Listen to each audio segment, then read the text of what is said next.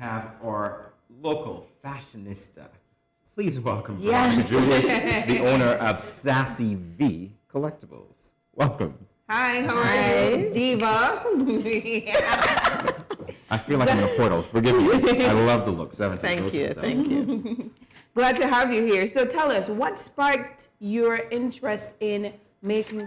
You're watching. Well, there's so many different kind of things.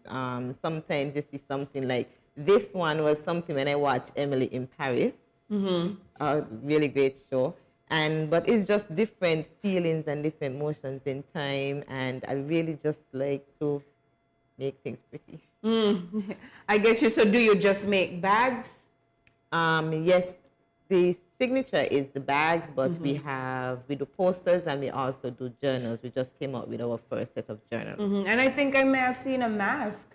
Oh, yes. Matching mask with this. Yes, we have a 3-piece set where you get a little coin purse, you get a mask, and you get the bag. Okay, also. perfect. So I could say you also make masks. Oh, no, I got a friend of mine makes the mask. Okay. We can't do everything. We have to share the wealth. Right. So can you tell us what is the creative process? You said sometimes you watch a movie, sometimes you have a feeling, then what happens after that?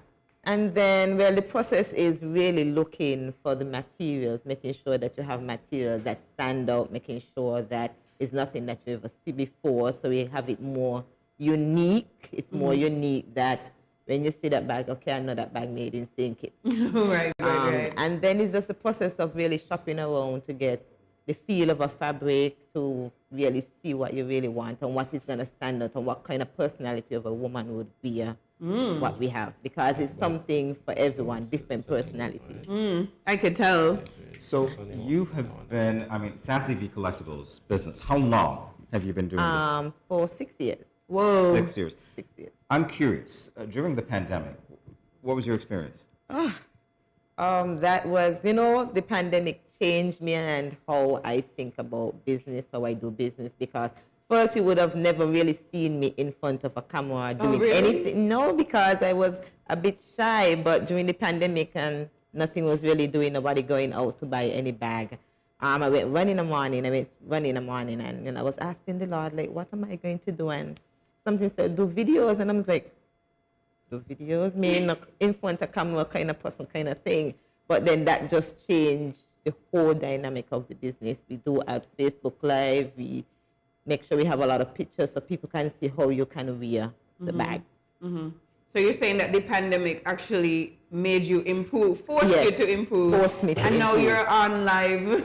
Good morning, SKN. Yes. And you're killing it. So tell me, what is the most popular? Do you have your most popular? What are your number one sellers? What do people, when they call you, I want this one? It's always, so we don't do the same thing. We do 4 or 5 of a print and that's it. You can't find it again. But our signature is the prints. People really, really love the prints. A lot of many different prints that we have brought out for the past 6 years. I think this gold one is my favorite, but that I love this one with the tassels. I was smart, I've been fighting you for that one.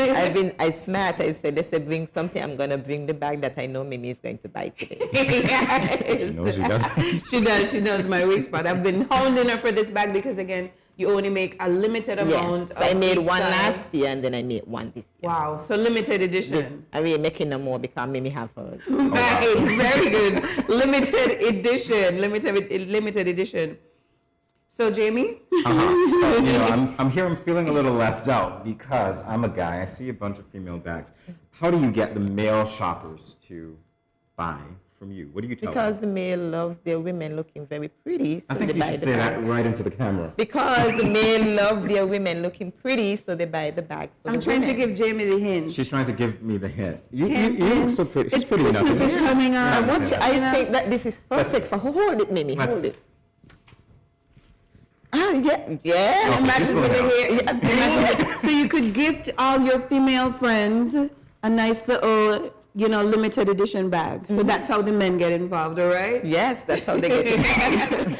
So you're not only passionate about fashion and bags and prints and all of those things, but you also were passionate about writing as well. you had the Sparkle magazine, which I featured in many moons ago when I was Miss St. Kitts. So can you tell us, like, are you working on any more writing? Will we see the magazine coming back?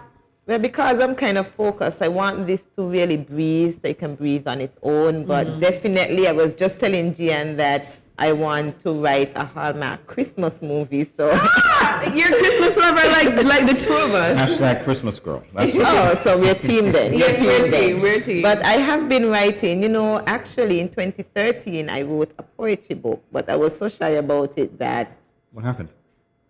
nothing. So where is it? It's on Amazon, I think, if you can get it there still. So what's the name of the book, just in case we want to look for it? Yeah.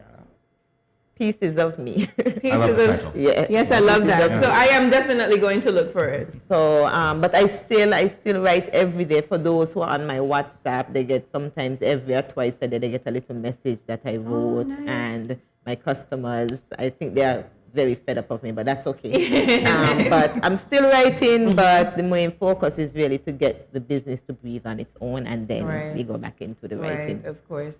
And tell us, we were talking about women and we were talking about fashion. And I know for me, when I'm dressed up and I look amazing, I feel empowered. Tell me, what about fashion empowers you, and is that a big part of why you do what you do, empowering women? How should I say this? So I've always liked fashion from a very long time ago, but to be your own self, and that's what the company is all about, to love yourself and to appreciate who you are, the way that you look, the way that you're shaped. And for me, I was never really a bag lover at first. I was a shoe lover. I love shoes. Oh, you still love shoes. I love shoes, but then I realized when you incorporate everything, the feeling that you get when you know you dress up and you look yourself in the mirror and you just feel empowered, you feel like, yeah.